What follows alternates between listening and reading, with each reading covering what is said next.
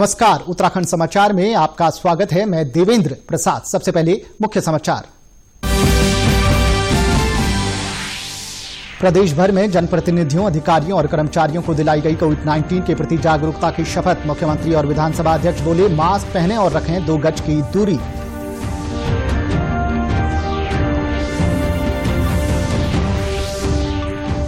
प्रदेश सरकार ने निजी लैबों में कोरोना की आरटी-पीसीआर जांच की दर घटाई। त्योहारी सीजन और सर्दियों के मद्देनजर जारी की गई एसओपी।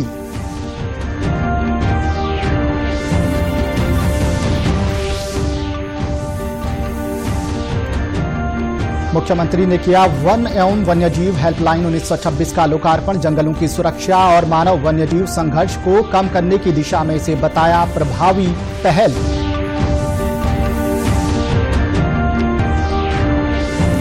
और केदारनाथ धाम के लिए लंबे समय से बंद हेली सेवाएं आज फिर हुई शुरू। गुप्तकाशी, सोनप्रयाग, मैखंडा, जामू, फाटा और बड़ासू से धाम के लिए उड़ान भर रहे हेलीकॉप्टर। अब खबरें विस्तार से। प्रदेश भर में आज सरकारी कार्यालयों में अधिकारियों, कर्मचारियों को कोविड-19 के संक्रमण की रोकथाम व बचाव के लिए शपथ दिलाई गई। सुबह मुख्यमंत्री त्रिवेंद्र सिंह रावत ने सचिवालय में वर्चुअल माध्यम से विधायकों और अधिकारियों को शपथ दिलाई। प्रधानमंत्री नरेंद्र मोदी के आह्वान पर चलाए जा रहे जन जागरूकता अभियान के तहत ये आयोजन किया गया। मुख्यमंत्री ने उन्हें कोरोना वायरस के प्रसार को रोकने के लिए सावधानियां बरतने, कोविड से बचाव के लिए तय आचार व्यवहार का अनुसरण करने और दूसरों को भी इसके लिए प्रोत्साहित करने की शपथ दिलाई। मुख्यमंत्री ने कहा कि जनप्रतिनिधियों, अधिकारियों और कार्मिकों को कोरोना से बचाव के लिए जन जागरूकता पर विशेष ध्यान देना होगा। त्योहारों और शीतकाल का समय शुरू हो रहा है। ऐसे में मास्क की अनिवार्यता, सोशल डिस्टेंसिंग और स्वच्छता से संबंधित नियमों के पालन के लिए व्यापक स्तर पर जागरूकता जरूरी है। उन्होंने कहा कि जब तक राज्य में कोविड पूर्ण रूप से समाप्त नहीं होता, तब तक जन जागरूकता अभियान चलाया जाएगा।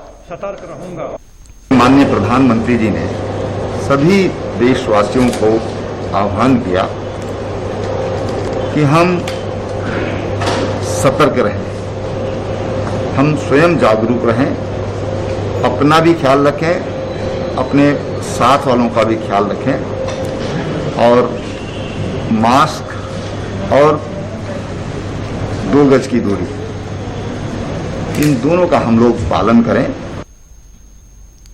उत्तराखंड विधानसभा परिसर में भी आज कर्मचारियों को शपथ दिलाई गई। विधानसभा अध्यक्ष प्रेमचंद अग्रवाल ने कोविड-19 से सतर्कता के लिए सभी को शपथ दिलाई। सभी ने ये संकल्प लिया कि वे हमेशा मास्क पहनेंगे और दूसरे से कम 2 गज की दूरी बनाकर रखेंगे। इस अवसर पर विधानसभा अध्यक्ष ने कहा कि कोरोना से लड़ाई अभी तक हम सब ने मिलकर लड़ी है, आगे भी सभी को एकजुट होकर कोरोना को हराना होगा। उन्होंने कहा कि जब तक कोरोना की रोकथाम के लिए वैक्सीन नहीं बन जाती, तब तक पूरी एहतियात बरतने की जरूरत है।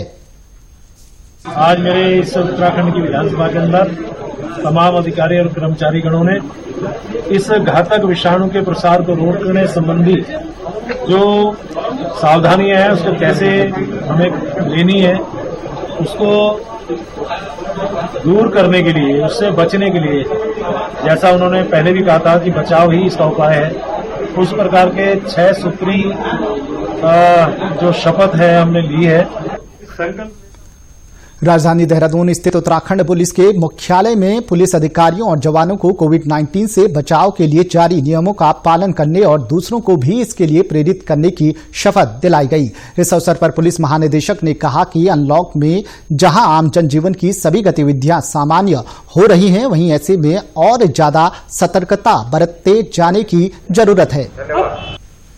उसको देखते हुए अब जनजीवन जहां अनलॉक की दिशा में बिल्कुल तेजी से फिर से अपनी पटरी पर आ रहा है, उसके लिए साथ साथ ये महत्वपूर्ण है कि हम इस महामारी के साथ काम करना, रहना, और जब तक इसके लिए कोई वैक्सीन या कोई इसके ऐसे और दवाई उपाय नहीं आते हैं, तब तक हम इसमें जो परहेज करने हैं उसको अपने जीवन में शुमार करें।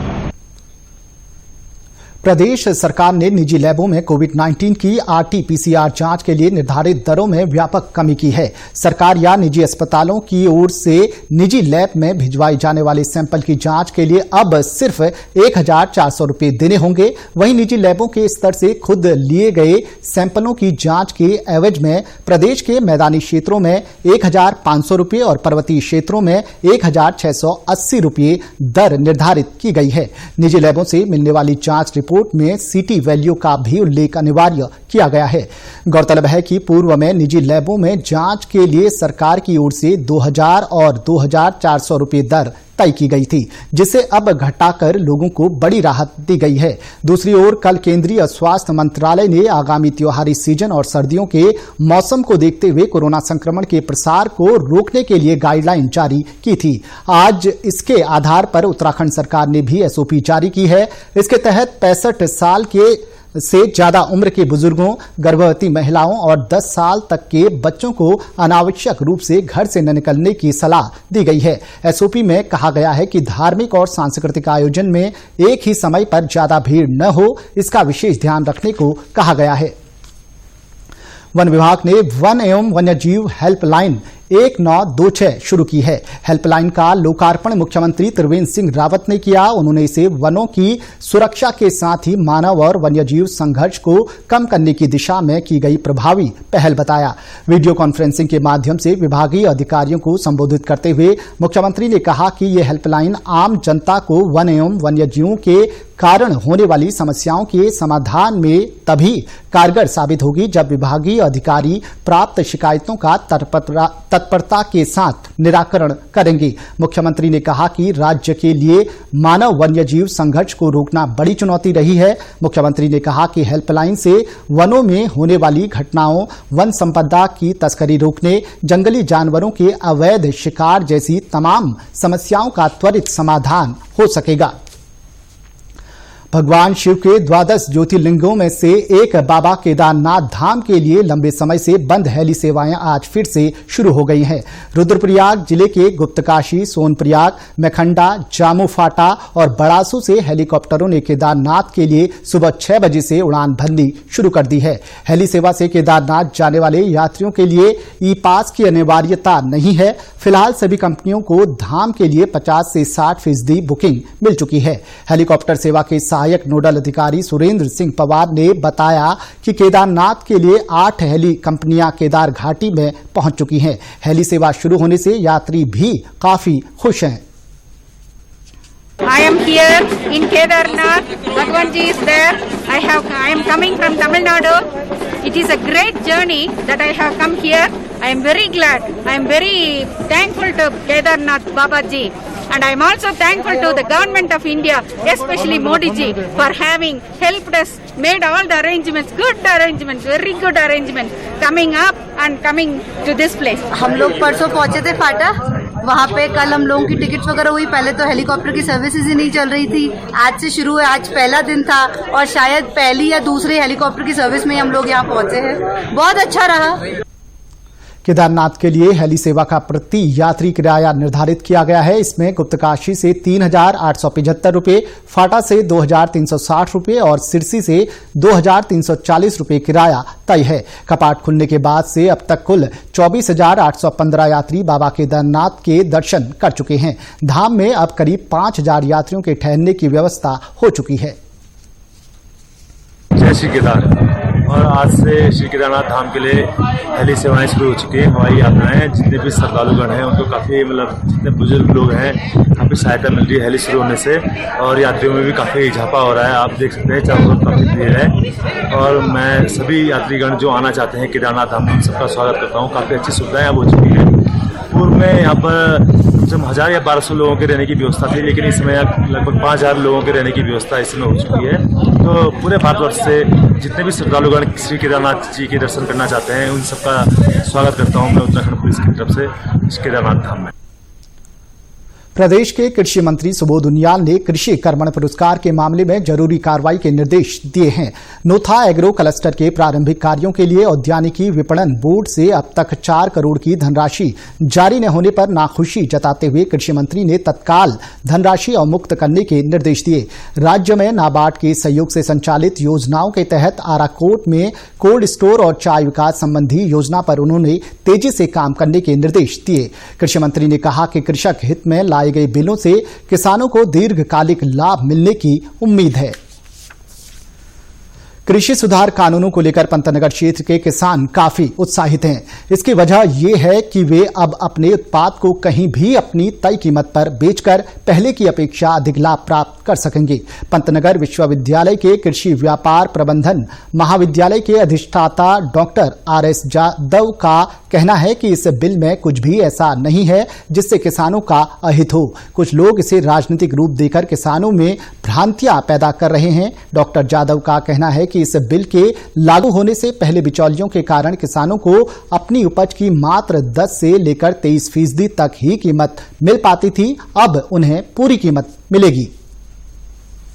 जो कीमत है, यानी कि हम ये कहें कि अगर किसान भाई जैसे गेहूं पैदा करता है, अब गेहूं वो जो बेचता है पहले मंडी को, मंडी से वो जाता है किसी बिजनेस हाउस में और बिजनेस हाउस उसको गेहूं को पिसा के और उसको कस्टमर तक लाता है। अगर हम इस पूरी प्रोसेस में देखें तो किसान का जो अंश है वो उसको मात्र 10 से 23% के बीच में ही सभी वस्तुओं के प्राइस मिल पाते हैं।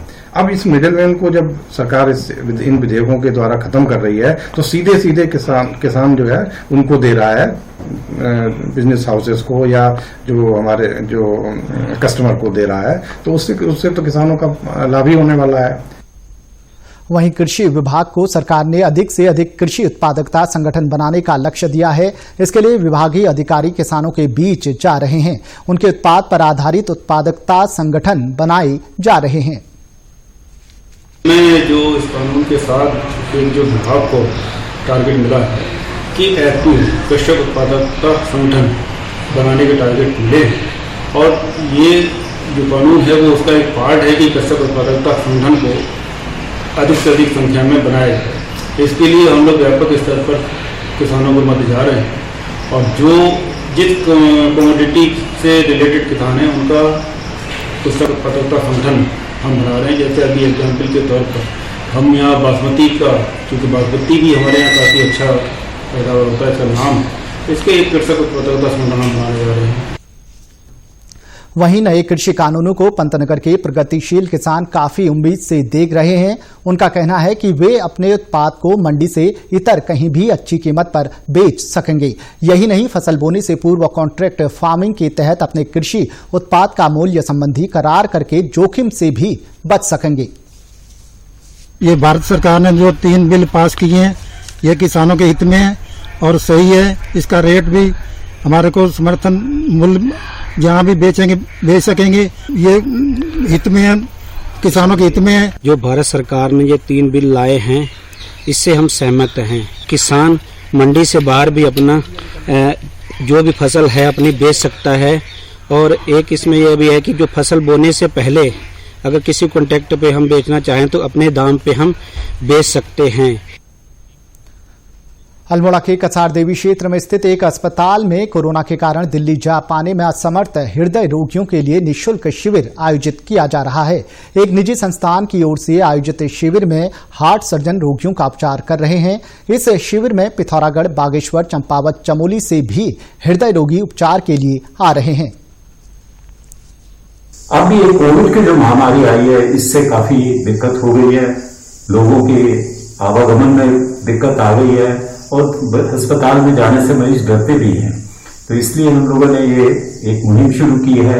यहाँ पे मैं खुद पर्सनली आऊंगा और मरीज देखूंगा, और मेरी वाइफ जो आँख की डॉक्टर है वो आंखों के मरीज भी देखेंगी, और हम लोग मरीजों का यहाँ पे ही जितना हो सकेगा इलाज करेंगे ताकि उन्हें अस्पतालों में और बड़े शहरों में ना जाना पड़े।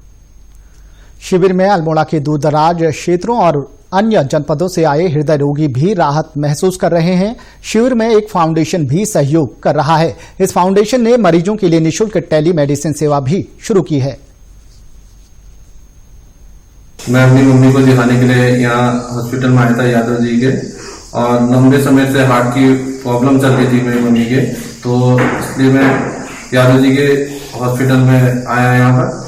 और कहते दिल्ली के चक्कर में बहुत वो होता था, टाइम लगता था। गवर्नमेंट द्वारा टेलीमेडिसिन को भी प्रमोट किया जा रहा है और उसी को हम आगे बढ़ाते हुए पहाड़ में जिसकी अत्यंत आवश्यकता है टेलीमेडिसिन की, तो उसके लिए हमने अपना टेलीमेडिसिन सेंटर और गाँव में स्थापित किया है।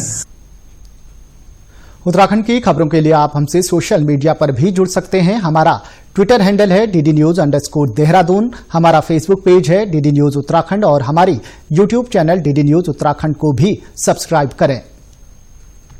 कोरोना संक्रमण से बचने के लिए मास्क का अनिवार्य रूप से और सही ढंग से प्रयोग करें। साथ ही सामाजिक दूरी का ख्याल रखें, नियमित रूप से हाथ धोएं और याद रखें, कोरोना को हराना है, मास्क जरूर लगाना है। नमस्कार।